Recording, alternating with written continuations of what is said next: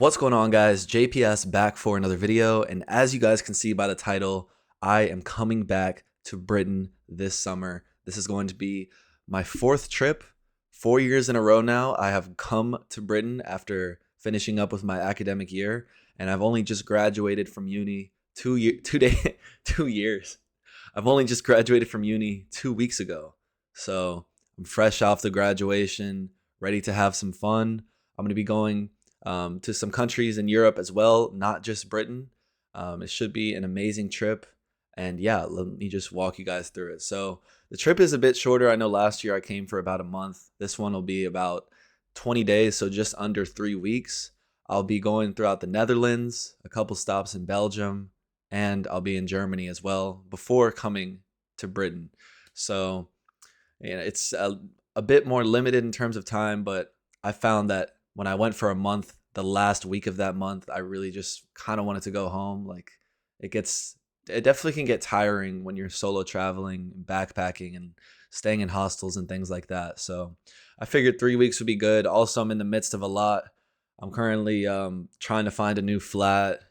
Obviously, post graduation, there's a lot on your mind because I'm in the real world now. So there's that. But yeah, guys, I'm excited for this trip. The places that I'll be visiting, a deceptively small amount of places. That's why I'm kind of leading up to this. But I will be going to more places throughout Britain on day trips and stuff. But the first stop is London, where I'll be establishing my home base for a few days. And from there, I want to take a day to visit Brighton for sure, and potentially Bristol again as well. But if you guys, again, feel free to throw suggestions in the comments, not only of places to visit, but also things to do in the places that I'm mentioning. I know I have a ton of suggestions already, and you guys have always told me that I need to visit X place and do this. But this is a great place to put it if you would like to throw some suggestions in the comments. But yeah, so London, of course, I'm going back to York to visit my friends at Y1 Radio, where we'll also be taking a day trip out of York, which I'll leave as a surprise. But that's going to be exciting. I'm 4 years in a row now that I've gone and visited them in York, so it's just crazy how quickly time has flown by. Like, it feels like it was just yesterday that I was preparing for my first trip when I came over with my old housemate Will for like 8 days. We literally went to a new place every day. It was so packed, and here I am now coming back over after 2 more years after that. Like, it's just mental, the amount of traveling that I've done since being in uni, not only throughout Britain, but Europe as well. I never thought I would do this, honestly. So shout out to everyone on YouTube and this channel and community in general, because without this, I would not have done this at all. Like, this is very much out of my comfort zone in a lot of ways, but it's more comfortable now that I've done it a few times. So yeah, after York, then I'll be staying in Cambridge for a bit.